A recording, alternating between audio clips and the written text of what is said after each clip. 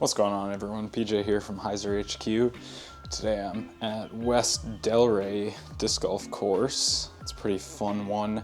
Getting out here, getting ready for the Palm Beach Classic that I'm playing this weekend. It's a B tier. I'm playing an MA1 this weekend, so just getting this course figured out. This is just kind of a casual round, no scoring or anything, just trying to kind of figure some shots out. So here on hole one through my T-bird, it was actually a really good shot. Ended up, I don't know, 25 feet maybe. Actually made a nice putt to get the round started. So I think I've got this hole figured out. You just got to kind of, honestly just aim at that tree and hope you miss left or right, and either way you should probably be fine. Then here on hole two, I'm still kind of figuring this one out, but on this one I like this forehand. That was a terrible shot, but that was a Halo Wraith. It's only like 230, but I just kind of like the shape of throwing something that's a little faster, being able to go standstill. That's my other Halo Wraith. That's a little straighter, and I actually hit the line this time, and that one's just parked for the birdie. So yeah, here playing out from that first shot though. Again, I mean, it's such a short hole that even a terrible shot just doesn't really matter. Get up there, get your par. That's kind of how a lot of this course is, honestly. It's just, this is absolutely a thrower's course from what I could tell. If you're hitting your lines, if you're getting clean off the tee, you're just gonna have birdie looks really all day long.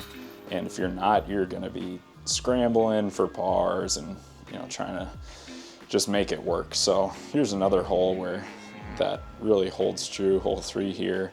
I'm throwing my super beat up Sexton Firebird 2021, and it just flips a little more than I want it to. I maybe even hung it out a little bit too far left, but as you can see, like this right side, I'm maybe only 100 feet from the basket here, but I just have a wall of little twiggy trees that I have to deal with, and yeah, I managed to hit one that's barely even a tree there. But again, here I'm probably 60 feet, if that, from the basket, and I've got nothing, absolutely nothing.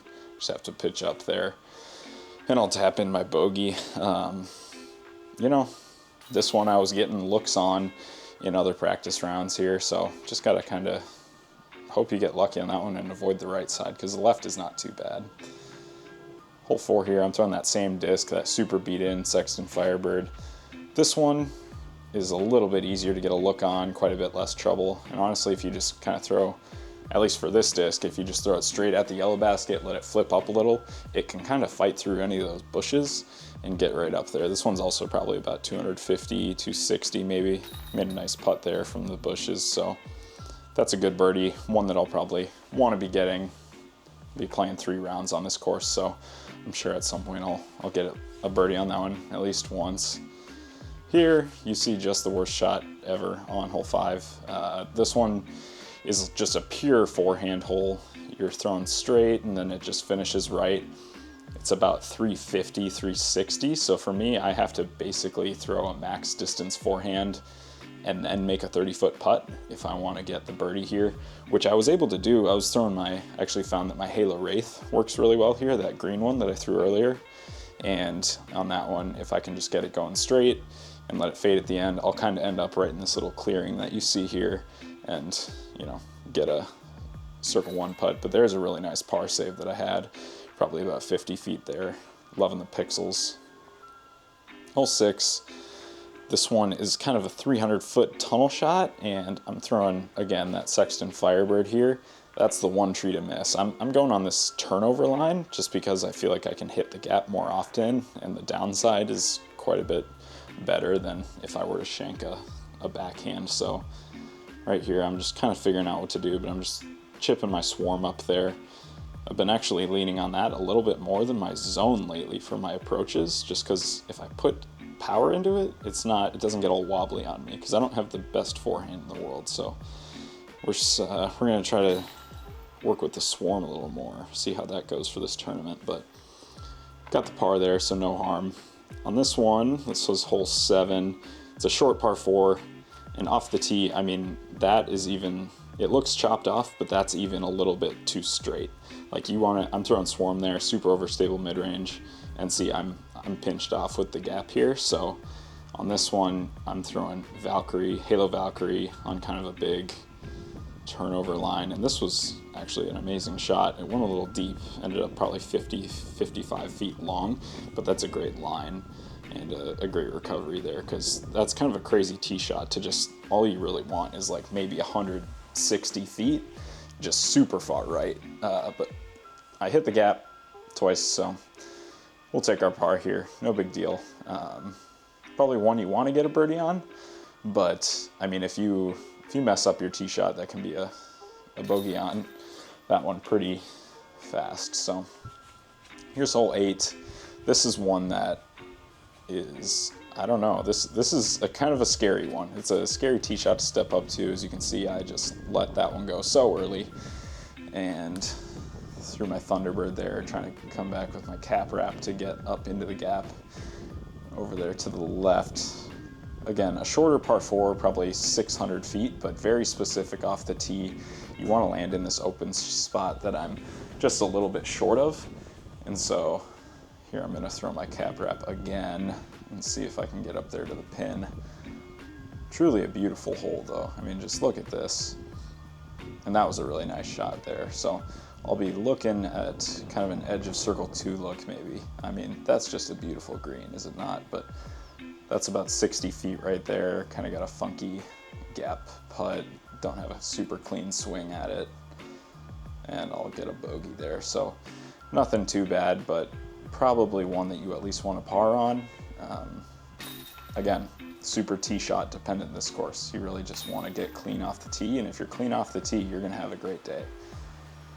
Here's hole 9. I'm throwing my most overstable destroyer, and I yank it just a little bit too far to the right. There was a very, very strong headwind.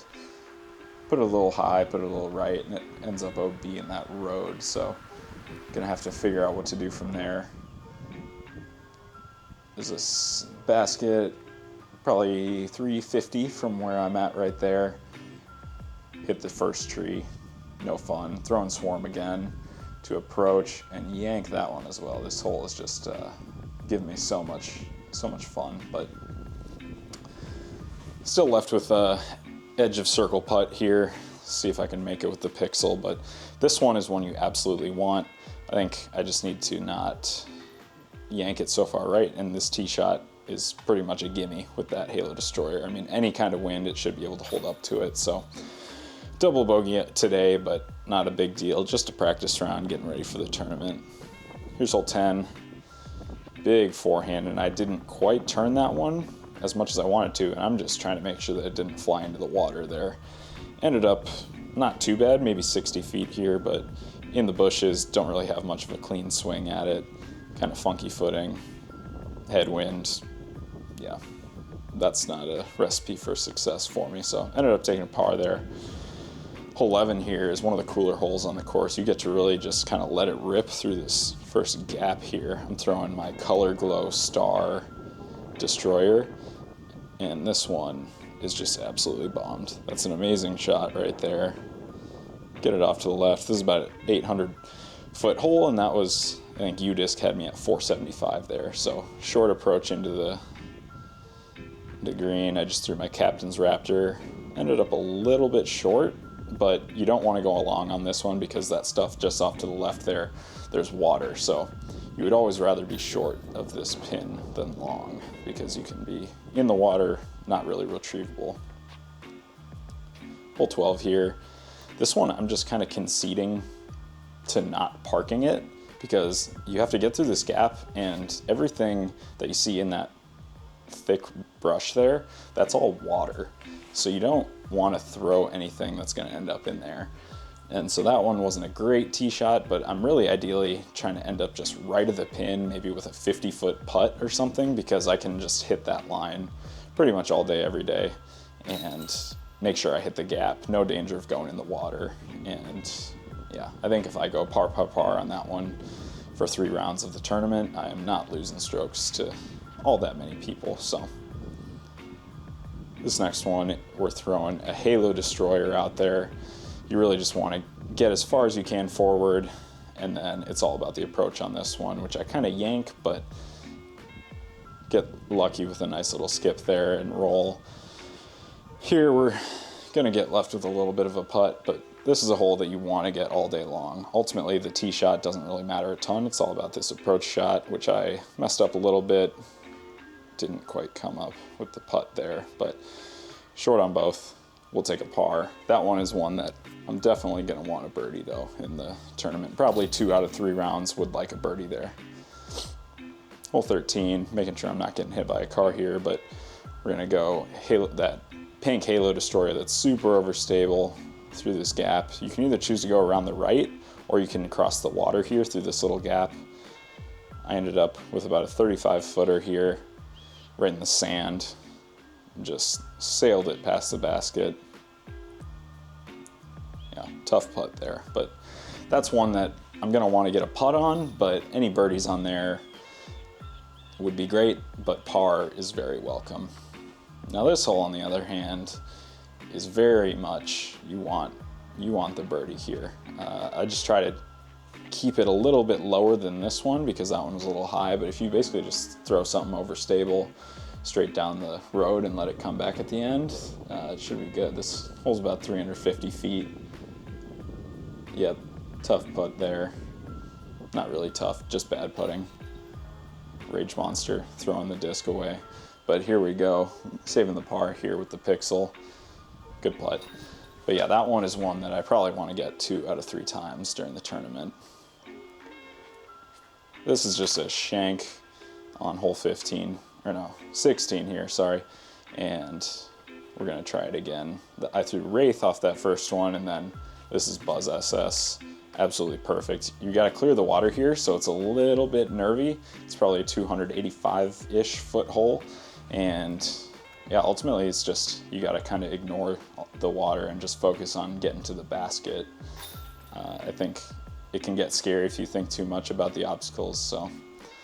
I actually missed hole 17's tee shot, but as you can see, it is no good considering where I landed there. So gonna have to pitch out here. This is a windy, kind of left to right and back again, par 4. Again, not the longest par 4 in the world, just very, very tee shot dependent. If you have a clean tee shot, you're gonna have an easy day getting par or even a birdie. But then if you have a rough tee shot like mine today, you're just gonna be scrambling all over the place trying to get your par. Here I am with I believe this is my bogey look here. A little funky straddling out and just fell out of my hand there. There we go, that's a better putt. But figuring that one out for the tournament, no big deal, just a practice round. Hole 18 here, I'm throwing Leopard 3 and just absolutely comes out early. The wheels are just falling off at this point, but still just getting ready for the tournament, so pitching out, no big deal. Yeah, that's not a big deal. And then just getting angry here, shank it over, but we're gonna end up taking a tough score on here. But thanks for watching, guys. PJ from Heiser HQ here. Make sure to follow us on social media at Heiser HQ, subscribe and like this video for more content. And then make sure to check out HeiserHQ.com, especially if you're a tournament director, league director. Heiser HQ changes the way that you run your leagues, do payouts for pros and AMs. It's a wonderful software. I created it myself. So thanks for watching this video. I'll have another video out tomorrow at this same course, trying to do an actual scored round. So thanks for tuning in. Appreciate all the support, and I'll see you next time.